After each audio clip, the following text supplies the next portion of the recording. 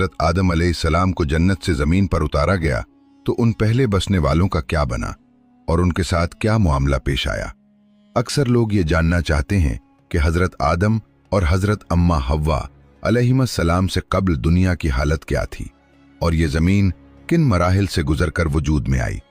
इसी सिलसिले में ये सवाल भी किया जाता है कि क्या हज़रत आदम अलैहिस्सलाम से पहले कोई नबी दुनिया में तशरीफ़ लाए या नहीं।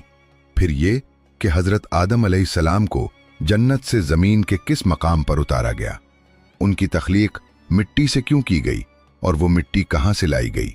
ज़मीन पर आने के बाद हज़रत आदम अलैहिस्सलाम ने ज़िंदगी कैसे गुजारी, जन्नत से रुखसती के वक्त उनके पास क्या चीज़ें थीं और आखिरकार उनकी वफ़ात कब और किस अंदाज में हुई। दोस्तों, सबसे पहले ये समझना ज़रूरी है कि दीनी मसादिर और मुख्तलिफ मुफक्किरीन व साइंसदानों ने इस हवाले से अलग अलग नज़रियात पेश किए हैं। कई आरा के मुताबिक हज़रत आदम अलैहिस्सलाम को ज़मीन पर भेजने से पहले इब्लीस को यहाँ उतारा गया था। वाक़या कुछ यूं बयान किया जाता है कि हज़रत आदम अलैहिस्सलाम की तख्लीक के बाद उन्हें जन्नत में मचके दिया गया और फरिश्तों को हुक्म हुआ कि वो ताज़ीमन सजदा करें, मगर इब्लीस ने तकब्बुर की वजह से इनकार कर दिया। इसी नाफरमानी के सबब उसे जन्नत से निकाल दिया गया और ज़मीन पर डाल दिया गया, जहां वो तवील अरसे तक गम व हसरत में मुब्तला रहा। बाद अज़ां उसने अल्लाह ताला से क़यामत तक मोहलत मांगी ताकि वो औलाद आदम को गुमराह करने की कोशिश कर सके। नाजरीन, ये बात भी बयान की जाती है कि इब्लीस जिन्नात में से था और आग से पैदा किया गया था। इसी बुनियाद पर यह ख्याल किया जाता है कि हज़रत आदम अलैहिस्सलाम से पहले ज़मीन पर जिन्नात आबाद थे। बाज़ रिवायात के मुताबिक नॉर्मले झगड़ों और फसाद की वजह से अल्लाह के हुक्म से फरिश्तों को भेजा गया, जिन्होंने उनकी बड़ी तादाद को ख़त्म कर दिया, जबकि बाकी जिन्नात दूर दराज जजीरों और समंदरों की तरफ चले गए। दूसरी तरफ माहिरीन अर्जियात और साइंसदानों का कहना है कि इंसान की आमद से बहुत पहले ज़मीन पर डायनासोर जैसे अजीमुल जुस्सा जानदार मौजूद थे, जो वक्त के साथ नापैद हो गए। कुछ मुहक्किकीन ये भी दावा करते हैं कि हज़रत आदम अलैहिस्सलाम से कब्ल इंसान नुमा मखलूक़ात भी इस दुनिया में रह चुकी हैं, जिनकी बाक़ियात और ढांचे दरियाफ्त हुए हैं।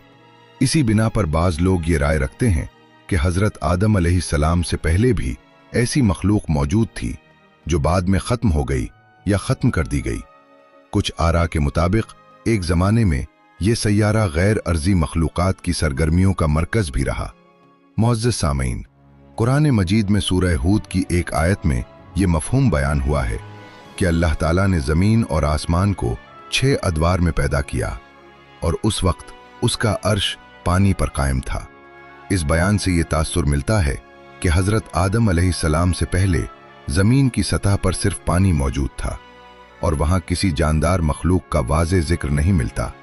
इसी हवाले से लोगों ने नबी आखिरुज़्ज़मान हज़रत मोहम्मद मुस्तफ़ा सल्लल्लाहु अलैहि वसल्लम से सवाल किया कि आसमानों और ज़मीन की तख्लीक से पहले क्या था, तो आप सल्लल्लाहु अलैहि वसल्लम ने फरमाया कि उस वक्त सिर्फ अल्लाह ताला मौजूद था, न उसके ऊपर कुछ था और न नीचे। फिर उसने पानी पर अपना अर्श कायम फरमाया। गोया यूं कायनात की इब्तिदा का मरहला सामने आता है।